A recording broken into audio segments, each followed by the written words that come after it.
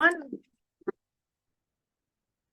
guys, this is Lauren Hollows with the Divine Miss M, back for part 3 of our Assessment 101 series. We've had heaps of fun talking about this. We've had even more talking about it off camera, but you guys don't get to see that. You can check out parts 1 and 2. They will be down below. You can also check out my interview a couple of months ago with the Divine Miss M. But we're going to start today with assessment, over assessment and under assessment. So let's start with a little definition of what is over and under assessment. Okay, so I see one more than the other. Okay, I'm actually interested to see which one I do. Yeah. Okay, I see a lot of over assessment rather than under assessment. I see over assessment of theory, under assessment of practical. Yes. Yeah. 100%. Yes. Yeah. So over assessment is where people think more is better, and it really isn't. It is repeating themselves, personified. Like there's lots of swear words you could actually use on there, but seriously, don't use big books as saying you're assessing really well. And why? So why is it wrong? But I mean, surely we're just collecting more evidence of their competency. So what is the issue with over-assessment? It kills everybody who has to either mark it, who actually has to do it. You're annoying students beyond their even capability of, am I really having to do this one more time? And this isn't necessarily even just in one unit. It could be across multiple units, that they think asking the same question, say for safety, that it's actually doing a service to your customers or your students, and it really isn't. Yeah. We've got to also stop putting in more than the units are requiring them to do, because you think as an assessor or somebody who's writing the assessment, they should know. Yeah. Now, there are some things you can provide in a training facilitation environment to say, by the way, this usually occurs as well. But everything doesn't have to be assessed. Yeah. And if you are going to assess it, then the student needs to agree to it under the, fully informed learner component. And you would have to provide some sort of rationale. So, for example, where there's like an industry licensing requirement. Yes. Or something to that effect. I think the big thing, guys, is it's important to understand that if you're over assessing, it's actually not a fair assessment. Correct. It doesn't meet the principles of assessment. It states very clearly that in flexibility and fairness, once a student has demonstrated that competency, you can't just keep assessing them on it. You can't keep making them demonstrate it for absolutely no reason. So, or too many assessment methods. A lot of the time I see some providers in the system, they'll add their theory, then they'll add a practical, and then they'll add an observation, and then they'll add a third party, and then they'll add a workbook, and then they'll add something else just because they think they should. It's quantity over quality, like consistently. And I have this argument all the time where people will be like, but you have to have 2 methods against every point of assessment. I'm like, well, it depends on the quality of the evidence that you're assessing. If it is really good quality evidence, then there are situations where maybe you don't need to have like a second method just for the sake of having a second method. Yes. Now, this is where people sometimes get confused with the dimensions of competency. Yeah. And understanding, and one that they always leave out is contingency management. So if you under assess, this is where the under assessment comes in. Under assessing is you haven't met the unit criteria, like all of it. You haven't met sufficient evidence to provide a judgment on somebody's competency across the criteria. Yeah. So I've asked them how to ride a bike, then rather than getting them to actually observe them riding a bike when the skill is ride a bike. Correct. It's the wording in the unit that really has an impact at this point of the different types of methods of assessment. But always remember too, your assessment methods have to be governed by the cohort or the target that you're actually assessing them for and what they're capable of doing. Yeah. So there's lots of things around assessment that people get confused about, hence the confusion is the first tip. Yep. But always consider all sorts of things. Another thing I see, and Lauren, you probably see this too, in a training and assessment strategy, everybody thinks they have to have a whole heap of boxes up the top and tick everything for everything. And it really isn't the case, correct? Yeah. Yep. Yeah. Don't do that. Don't do that. Please don't do We that. actually had a whole separate thing saying if we get into TAS, Oh, I know. entirely separate conversation. I for know. the other side. So But you we won't see go down that track. big picture stuff of over and under. You can have under assessing, you're doing a disservice for a student. Over assessing, you're doing a disservice for the student. You're not doing anything great for the industry, and you don't look good regarding quality assessment either. Now, Vanessa, how would I know if I am over assessing or under assessing? What would be a way that I, as an RTO, would be able to identify if I am doing one of those things? Can I do a plug? Yeah, go for Okay, it. good. That's what I was leading you to. The Prickly2Sweet system actually changes content, text, context into data. And you can physically see in a visual representation in a graph where you're over assessing. And it's color coding. Yeah, color coding down to the point where you can link different criteria and say, okay, these are our knowledge evidence requirements. And some of our foundation skills come into it, such as reading and writing. And you could be under assessing in a foundation skill and you're over assessing in the knowledge. Yeah. So it's really important to see compliance from a different perspective to help you understand these sorts of aspects of assessment of over and under assessing. Yeah. And this is, I mean, this is what it boils down to, guys. Like, this is where trialing the tools and validation and, you know, getting industry engagement and industry consultation on your tools and getting the learners' feedback on the tools. And I mean, like, even in Accelerate, once you've run out an instance of an assessment, you can get feedback on that, and it will tell you the question that was answered most correct by people and the one that most of the people got wrong. And if, you know, if 60% of your cohort is getting that question wrong, it's because you've got the question framing. Like, it's generally a design, it generally boils down to a design issue or a trainer issue, one of those two sorts of things. It's like a signature of ours. Which one? Where, at what point in the video did you get to hear the plane? It's like a words Wally concept. No, it's providers and their assessment tools and validation doesn't just have to be a yes, no, it complies or doesn't comply. Let's really use the time in which you take to look at this, create data, and have a systematic self-assurance approach. Yeah.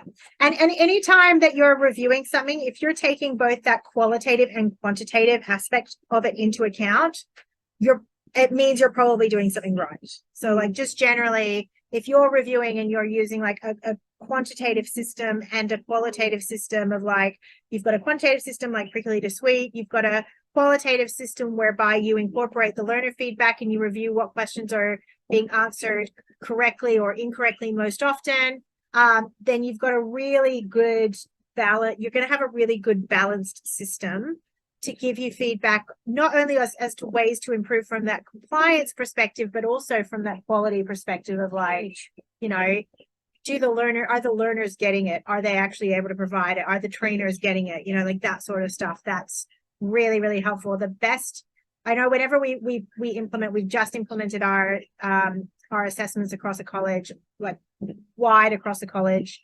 And the feedback that came back from the students and the trainers in week 1 was like, oh my God, like, I totally get what I need to do. And I was like, yeah, like, I was like, that is the best feedback. Like, not it's compliant or, you know, but like it's usable and we know we get what we need to do. Like, we get it. Yeah. That's like, that's gold. That's awesome to me. Like, that's the great. best feedback that you can get. Great feedback and comment. But I think that's where we can maybe go to the next tip regarding comments. Yes. Comments. Lauren asked that we do this one. It's number 69. Comments. I love this one. Because you were talking about comments and feedbacks back to you, there's always the other way around as well. Great work. The types of comments and feedback you give. Good job. They are useless comments. It doesn't help anybody. Why is it not okay for me just to go great work? What are you trying to achieve other than get through your marking? Look, guys, the reason why we ask for comments, go through this all the time, and part of this is design. So, like, if you go back to our last video, as I said, if you are asking the trainer to put a comment against every criteria, I'm sorry, I can't side with you on that one. It's bad design.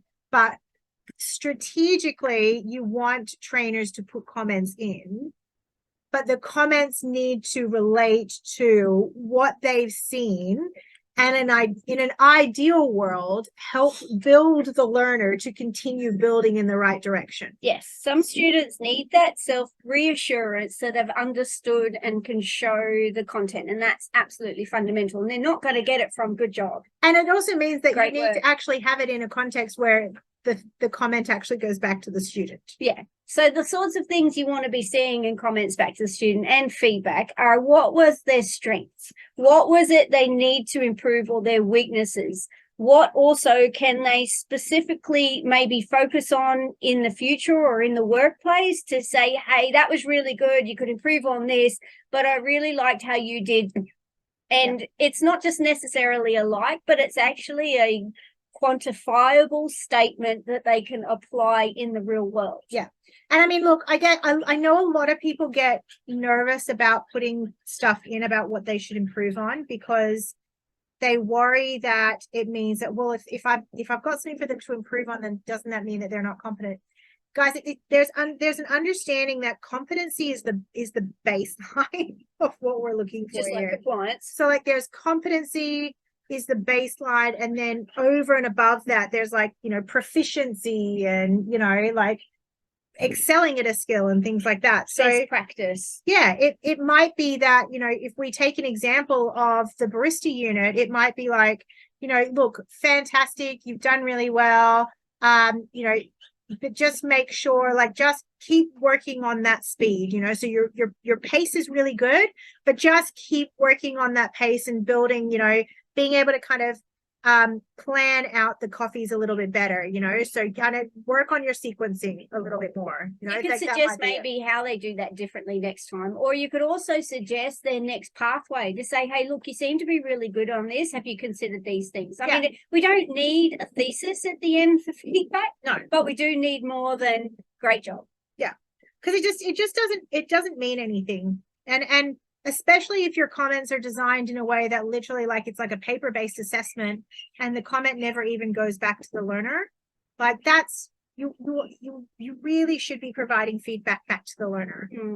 And that's why, I mean, I think, you know, you should have it within your policies and procedures, because I think the best feedback actually goes to students verbally from most trainers, and it just never gets captured. Absolutely. I agree. There are some online systems that seem to have improved since COVID too. Yeah. That once you've marked an assessment, they get notification that they're marked, but that's also the opportunity of providing that feedback. And it doesn't necessarily have to be a generic feedback. It might be related against one particular task they did. Yeah. It's still required. Consider the support. Consider if you had done a particular job or a big project, what would you want to hear back about? Yeah. And it's like, if you go for an interview, what feedback would you want to improve for the next interview? Yeah. Or it just comes down to that requirement. You have to give it, yes, but do it and do it well. Yeah. And I mean, and the same thing goes for when we're using third parties as well. Like, we often build in, if we are building in third party, you know, evidence collection and things like that, or, you know, workplace reports from employers and stuff, we actually often will build in rubrics and things like that, because, you know, employers have no idea how to give feedback to their staff.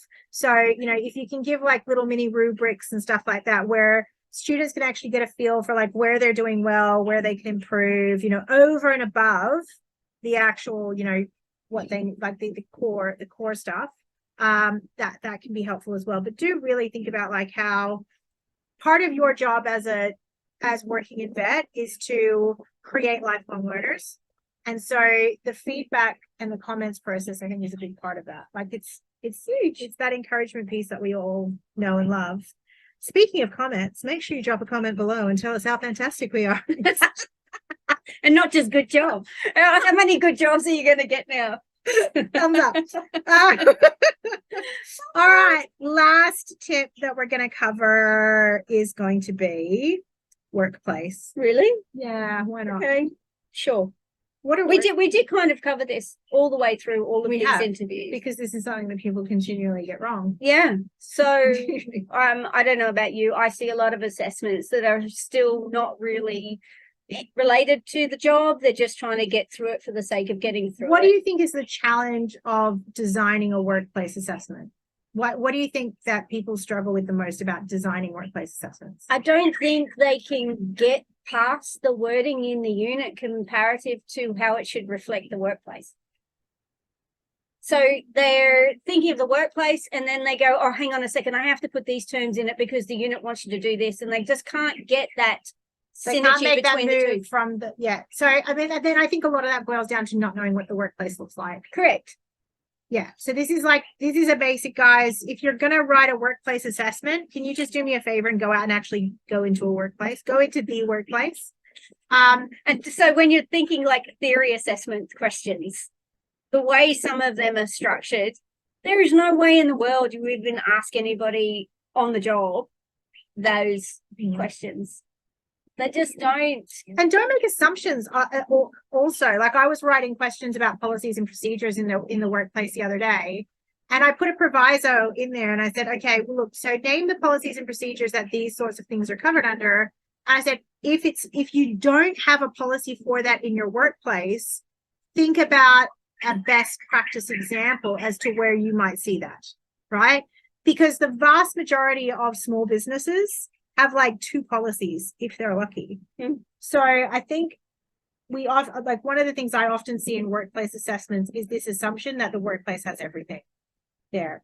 Yeah, we're just going to give our Cert 3 person access to our P&L, and yeah, we're just gonna we completely have a policy for, we've got 27,000 policies and procedures that cover everything, AI use and social media use and this, that, and they don't. They don't. They're assuming every single workplace is exactly the same, and they have absolutely everything. Giant workplaces, multinational global ones. They don't have basic policies. I've been into them that don't have basic workplace policies and procedures. We were working with a massive organization earlier on this year.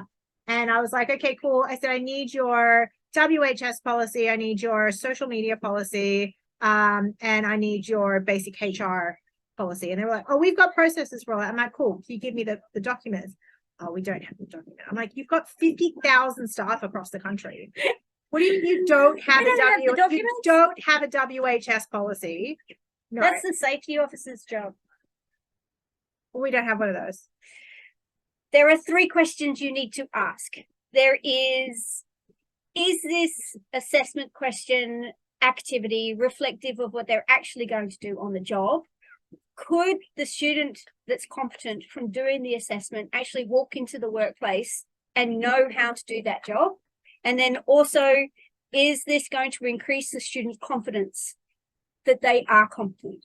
So those simple things can be considered. I had recently attended or participated in an industry conference, or it was just a meeting.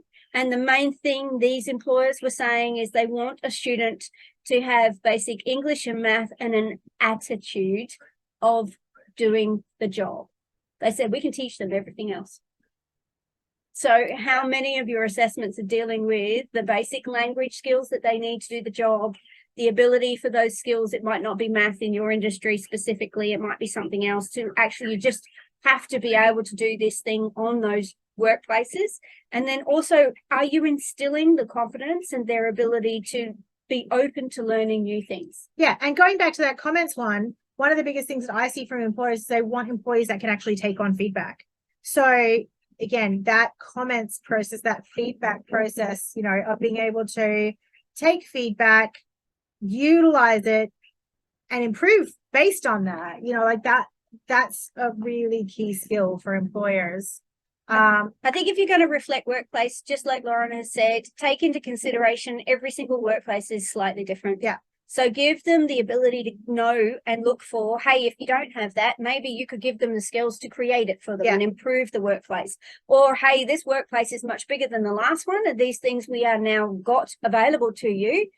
Are they aware that that's what they're looking for? Or and you may need to build in redundancies. So you may need to build in, even if they are, doing situations like I often see really poor assessment tools where they go, you are going to be observed, responding to an aggressive customer. And it's like, what's the guarantee that at the point in time that the assessor is in there, that a customer is going to come in and be aggressive, you know, Or an like emergency. there, you really do still need to think through the practicalities of like how we're going to capture that evidence. Go back and see our last video. Yes. You know, like all of these things come circular. Like you really just need to put yourself in that place of like, what can we actually assess and collect in the workplace? What are we still going to need to, you know, capture or create some sort of separate assessment for? And I would argue that if you're delivering a qualification in the workplace, regardless of the qualification, there's probably still going to be 3 or 4 situation scenarios, topics where you're going to have to provide that scaffolding detail for it to be done in simulation, just because of practicalities of how it all works. Absolutely. We nearly got through one. We nearly got through without the airplane, although that's nowhere near as loud as the last No, one. that's just a little one. All right, guys. We like covered like 9 of the tips in this. That leaves Where's your math gone? 92 more. That leaves 92 more. It's been a long day. I haven't had enough coffee. So check out Vanessa's book. If you did like this series and you want us to do more, by all means comment below, because we'd be up for another breakfast. Yeah, for sure. And it's lovely here in Cairns. The weather is beautiful. I'll come and see you next time. Yeah, come and see me at the Big Four. We'll go down a water slide together. Nice. If you want this book, you can find it on Apple Books. You can find it on Amazon. You can find Booktopia, Prickly2Sweet. Everywhere. It's everywhere. Yes. You can check out all my stuff at Aniwaya. Keep following us on this. Comment below. Like, give us some really good feedback. Come on, you can do it. Yay. Otherwise, if you want to check out and have a demo of Vanessa's system, you can go to Prickly2Sweet. That probably was awkward. Prickly2Sweet.com or .com.au, or get in contact with Vanessa. You can do that via LinkedIn. You can do that via her website, and she'll do a demo of the system for you. It is a really good system, guys, and it can form the basis of a really strong validation process. Otherwise, we hope you guys have found this helpful and probably a little bit funny. We've certainly enjoyed it very much. Thank you so much for giving me so much of your time.